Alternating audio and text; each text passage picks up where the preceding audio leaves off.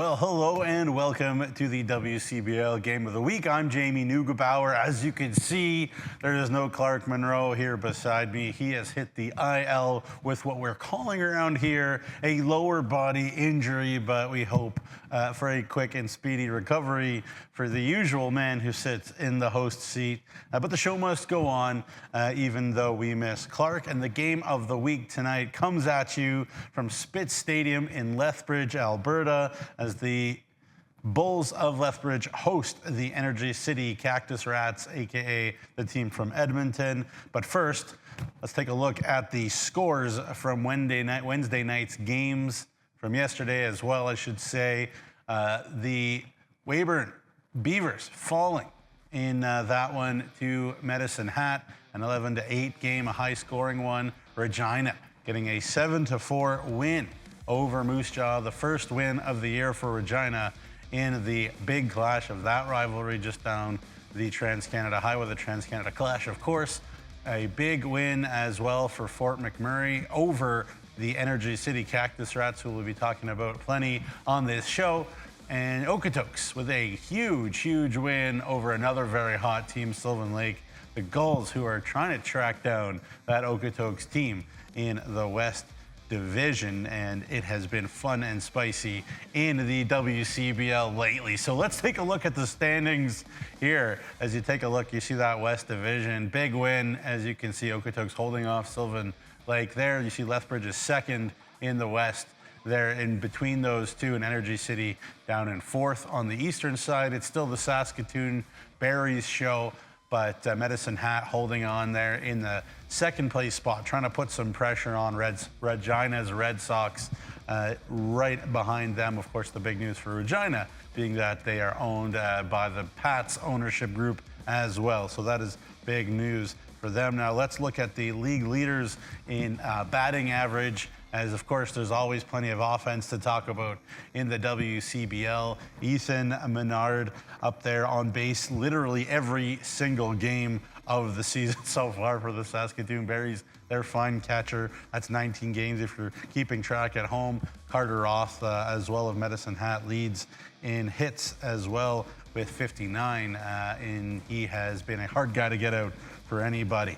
Speaking of hard guys to get out, let's talk about home runs, and we'll see a great home run team here later today on Flow College, as the Lethbridge team there with a couple, Jack Kaliski, Carter Clairhout, of course, two of the big boppers on this Lethbridge team. They have the second most home runs in the league behind Okotoks with 37 as a team. Let's look at that pitching now, though. Of course, that's the real bread and butter for the Lethbridge Bulls, as Levi Abbott is up there. He finally gave up a few runs in a game, still lighting it up though. Finally gave up a multi-run outing July the 5th in Moose Jaw. Luke Glenn, the great lefty there for Fort McMurray, continuing to have a great year from the left side, despite not having as big of strikeout numbers as some of the other names on this list. But it doesn't matter how, it matters how many, and the Bulls pitching staff certainly they get it done. We'll talk about their pitching staff more specifically in a moment, but let's just talk about how these two teams have done against each other so far this season. This is just the third game of the year between two Alberta teams. On June the 5th, it was a 6-2 Lethbridge win over the Energy City Cactus Rats. That was in Lethbridge. June the 24th, it wasn't so close, a 13-2 Lethbridge win in that one. That was in Edmonton. And so, it's a situation where the Energy City team is trying to gain some traction in the West Division, and it's a big opportunity to do so here tonight. Now let's look at the team leaders in hitting. First for the visiting Energy City Cactus Rats, and Timo Aracena has been so consistent for them. Obviously plays every day. They brought in a few Japanese gentlemen, Easton Kitura, Ten Shindo. They have had up and down moments, but this is a Energy City team that can pitch as well as anybody. They just got to find a way to score some runs, and that has not come easy for them this season for the most part. Let's look at their pitching. They have good pitching. They've done well this season. They're a team that, again, keeps the ball in the ballpark. They're going to have to do that against Lethbridge, especially since their own team doesn't have as much thunder, but they have some pieces. You know, you look at the 325 there of Tristan Harley in 36 innings and 45 strikeouts. He is one of the top pitchers in this league. Now we go to the Lethbridge team, and you're going to take a look at the starting pitcher. There is not on this list. That is Brett Getz. We'll talk about him in a minute, but this is their hitting.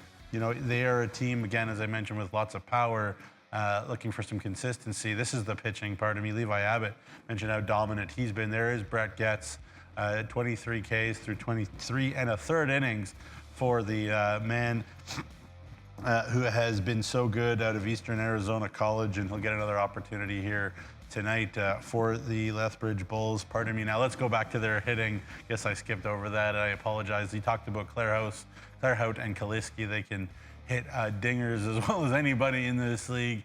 Bernie Sokaris is, again, a tough guy to get out. He's on all the time as well. And, you know, this is a Lethbridge team that, you know, really believes that they can go as far as they want to. Whenever you have pitching, it really gives that hitting team some confidence. You know, they're going to be in games, they're going to win a lot of games, and they have been very good this year. Now, let's talk about some of the keys to watch.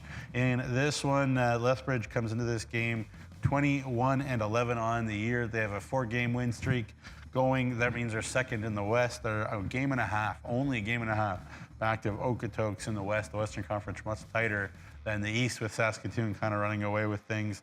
But as I mentioned, Getz is a 6'4" lefty from Medicine Hat, Eastern Arizona College. He's 1-1 on the year, and only 7 of his 15 earned runs this year, or runs this year, pardon me, given up, are earned runs. So he is a tough customer. On the Energy City side, they are 14-21. They're coming in on a 2-game losing streak. You know, they had Fort Mac come in on the heels of them with 2 wins in a row for Fort Mac, so they're trying to keep them at bay as well. But again, this is a young team, this Energy City team. The key for me to keep it tight, you know, the difference in the ability to really hit home runs, to hit those extra base hits is really in Lethbridge's camp. So keep it tight, keep it close, and play good fundamental baseball. Actually, the team from Energy City has played better defense this year. They have fewer errors and fewer unearned runs this year due to the Energy City Cactus Rats. So again, try to keep it close and keep those fundamentals good for Energy City, and, you know, certainly have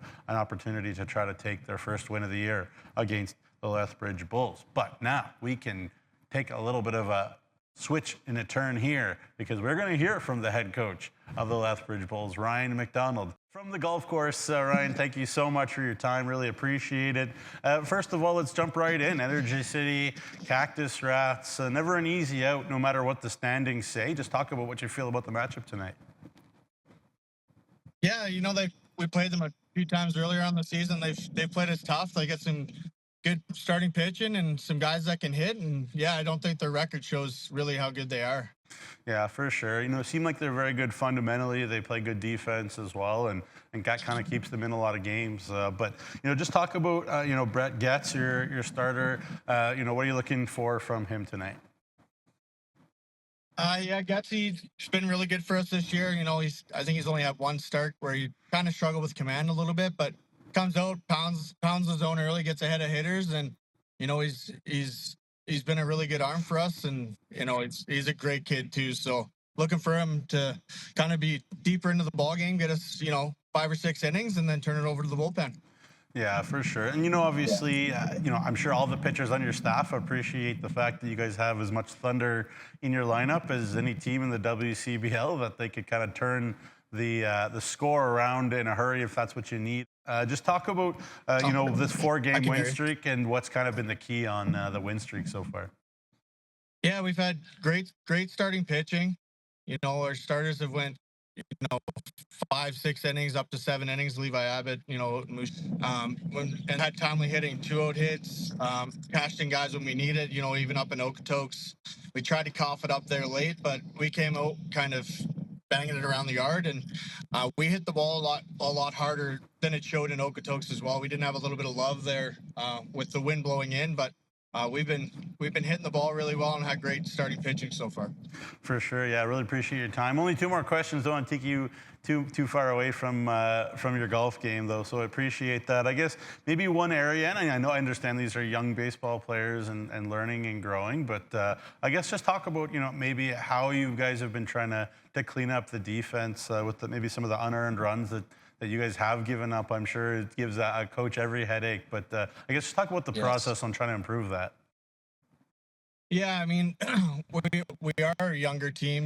Majority of our infielders are freshmen or sophomores in college. So we've been doing a lot of infield work with our infield coach, Miles Fletcher. When we're at home and stuff like that, he's been kind of doing extra work with the guys and just working on their footwork. And as dry as it is in Lethbridge and in Brooks, you can see it's taking a toll on the infield as well, right? So the balls are kind of popping everywhere.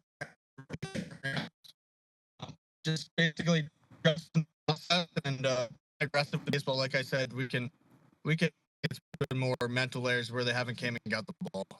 Yeah, for sure. And then just the last question. I know coaches. You got to focus on the here and now, but I guess just talk about the playoff race. Always good for a league to have quite a tight race at the top, and obviously Okotoks, I'm sure a big target for everybody in the league all the time. So just talk about how much fun it is to kind of be in such a tight race. Yeah, I mean, basically us Okotoks and Sylvan, we're pretty evenly matched from what I've seen so far, and it's who shows up on that day. And Sylvan and Okotoks, they got the great starting pitching, and they got the big boppers that can leave the park at any time. It's definitely circles on the calendar anytime that we're playing those two teams, and it's just a matter of us showing up and putting our best foot forward each day that we come up against those teams. Well, Coach, thank you so much for your time. Good luck swinging the sticks there, and we'll talk to you soon. Awesome. Thank you guys very much. Have a great day. And of course, the All-Star rosters are out for July 19th Midsummer Classic in Okotoks, brought to you by Fortis Alberta. Check out the West All-Stars.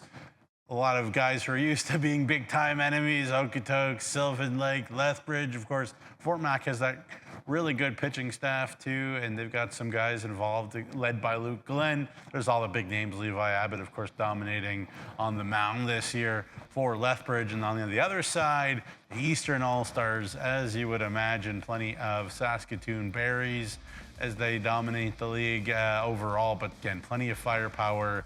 The likes of Austin Gurney, who's been so consistent, Swift Currents, Wilmer Henriquez, etc. The big bopper of Tyler Van Este and Carter Beck as well. Jackson Searing arriving a little bit late, but of course he's a star in this league, and some terrific pitching as well. And so it should be a lot of fun there on July the 17th, or the 19th, pardon me, in Okotoks. You can see a full breakdown of the rosters when Clark speaks on the report from yesterday that is now actually up on YouTube with his partner there. So that should be very good. A reminder, on Sunday in Lethbridge, we have the food bank drive, the first one of the WCBL food bank drive, presented by Access Storage and Sentinel Storage. You can see the schedule for that, so make sure you bring food items, non-perishable food items, to come out to those games and give to a good cause. It's always great. The WCBL is all about the communities that they're in, the love of baseball as well. So it's a really great partnership and a really great initiative, and we love it. But another thing we love is just a good old game of baseball. So get ready. Lethbridge and Energy City coming right at you here on Flow College. Thanks for watching, folks.